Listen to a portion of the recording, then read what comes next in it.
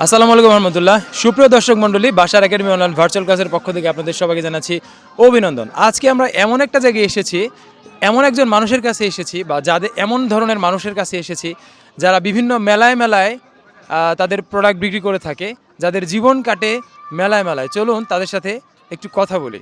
ভাই, আপনার নাম? আমার নাম মোহাম্মদ মিলন। মিলন ভাই, আপনি এই ব্যবসা কতদিন থেকে করেন? আজকে 15 বছর ধরে। মাশাআল্লাহ, মিলন ভাই 15 বছর থেকে এই 15 বছর ধরে ব্যবসাটি করছেন। তো এই ব্যবসাটি করতে যে বাংলাদেশের মোটামুটি কোন কোন জেলায় বা কতগুলো জেলায় আপনার ঘোরা হয়েছে? আমি নোয়াখালীতে গেছি, তারপরে আপনার ময়মনসিংহ গেছি, নেত্রকোনা গেছি, চাঁদপুর গেছি, মানে বিভিন্ন ডিস্ট্রিক্টে গেছি আর কি। হ্যাঁ, আপনার এই অল্প বয়সে আপনার বয়স কত হয়েছে? আমার বয়স হয়েছে 28। 28 বছর বয়সে এই ব্যবসার কারণে অনেক জেলায় ঘুরতে হয়েছে। তো এই যে ব্যবসাটি করেন, এর যে পণ্য দ্রব্য আছে এটা আপনি মোটামুটি কোত্থেকে কিনেন? এটা ইমামগঞ্জ চকবাজার থেকে কিনি। ইমামগঞ্জ চকবাজার থেকে। আমাদের বাংলাদেশে তো অনেক বেকার যুবক আছে, তারা যদি আপনার এই ব্যবসাটি করতে চায় তাহলে তারা এই প্রোডাক্টগুলো কি কেনার জন্য শুধু ওখানেই যাবে না অন্য কোনো জায়গা আছে? ওইখানেই যাবি, ইমামগঞ্জ চকবাজার, ইমামগঞ্জ যেতে হবে। তো নতুন হিসেবে ব্যবসায়ীরা তাদের কি ঠকানোর কোনো সম্ভাবনা আছে কিনা? না, ওইরকম কোনো সিস্টেম নেই। আর এই ব্যবসাটি যদি নতুনটা করতে চায় তাহলে সেই ক্ষেত্রে কত টাকা মূলধন হলে সে শুরু করতে পারবে ছোট করে? প্রথম আপনার 1 লাখ টাকা হইলে হবে আর কি। হ্যাঁ, প্রথম 1 লাখ টাকা হলেই হবে। তো আপনি আমাকে বলবেন যে আপনি যখন মাল বিক্রি করতে যান কাস্টমারের সাথে কি কি ধরনের সমস্যা হয় অনেক সময় কাস্টমারদের সাথে? অনেক সময় আপনার কাস্টমারে জিজ্ঞেস করে যে 99 এর দোকানে 120 টাকা কিভাবে বেচেন, এই পর্যন্ত। আর কিছু জিজ্ঞেস করে। আপনার দোকানের বৈশিষ্ট্য কি? প্রত্যেকটা পণ্যের কত দাম? হ্যাঁ, 120 টাকা। প্রত্যেকটা পণ্য হচ্ছে 120 টাকা। তখন কাস্টমার বলে যে 99 এর পণ্য 120 টাকা কেন? আসলে কি 99 এর পণ্য? 99 এর পূর্ণ নাম, 99 এর আইটেম কিছু আছে, আবার বিভিন্ন মনে করেন যে 120 টাকার আইটেম আছে, 120 টাকাও কেনা মাল আছে, আবার আপনার আয়ের উপরেও আছে কিনা, এভাবে আর কি। তো উপরেও কেনা আছে। তো আসলে 99 এর যে আইটেমটা মিক্স করে আর কি এই 120 টাকা বেশি। ভালো প্রোডাক্টও এখানে আছে, তাই না? এটা 99 এর দোকান না, এটা 120 টাকারই দোকান। তো আপনার এখানে মোটামুটি কি কি ধরনের প্রোডাক্ট আছে আমাদের একটু বলবেন?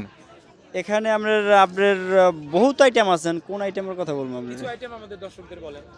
আইটেম আছে এই আপনার ফুলদানি আছে, তারপরে শোপিস আছে, তারপরে আপনার হরি আছে, তারপরে কাপ পিরিস, তারপরে আপনার এই রুমাস, তারপরে নীলকাটার, তারপরে আপনার শোপিস, আরও ফুল, আরও জগ আছে, ছুরি আছে, তারপরে চাকু আছে, ওই তারপরে আমরা চামিজ আছে, আর ডায়েরি আছে, মোটামুটি অনেক।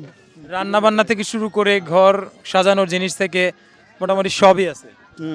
জি। তা আপনারা যে এই যে মেলায় মেলায় বিভিন্ন জেলায় যে ঘুরেন, হ্যাঁ, তো এই পণ্য দ্রব্যগুলো এক জেলা থেকে আরেক জেলায় যদি হয়ে যায় সে কিভাবে নিয়ে যান? এটা আমরা পিকআপে করে নিয়ে যাই, সব পিকআপে যাবে মাল।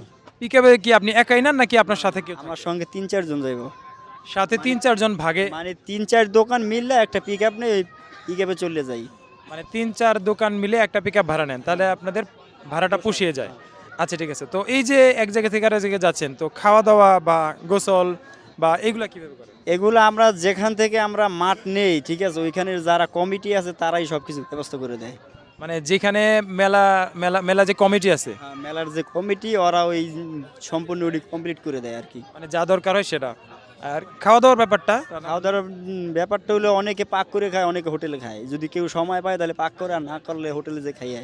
হোটেলে গিয়ে খেয়ে আসে। আচ্ছা, তো এই ধরনের ব্যবসা কি একা করা যায় কিনা? না, এই ধরনের ব্যবসা একা করা যাবে না, তাইলে মাল চুরি করে নিব। মাল চুরি হয়ে যাবে। তার কমসে কম কয়জন লাগবে? কমসে কম যদি বড় দোকান হয় তাহলে নিম্নে আমার লোক লাগবে 4 জন, আর যদি একবারে মিডিয়াম দোকান হয় তাহলে 2 জন লাগবে। একজন সকালে ঢাকা যাবে, আবার এই একজন সকালে উঠে খুলবো দোকান।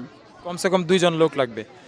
তো ভাই, আপনার এই ব্যবসা সম্পর্কে কেউ যদি আমাদের ইউটিউব চ্যানেল থেকে কোনো কিছু জানতে চায়, তো সেই ক্ষেত্রে আপনি কি কোনো অ্যান্সার দিবেন কিনা? ধরেন আপনার ফোন নাম্বার যদি আমরা ওখানে শেয়ার করি, কেউ যদি প্রশ্ন করে জিজ্ঞেস করে যে আপনি শেয়ার করবেন কিনা? অবশ্যই ফোন নাম্বার দিব, সমস্যা নেই। আচ্ছা, ঠিক আছে। দর্শক মণ্ডলী, আমরা এই ব্যবসা সম্পর্কে জানলাম। চলুন আমরা অন্য আরেকটি দোকানে গিয়ে আরও কিছু এক্সপিরিয়েন্স আপনাদের শেয়ার করব। চলুন।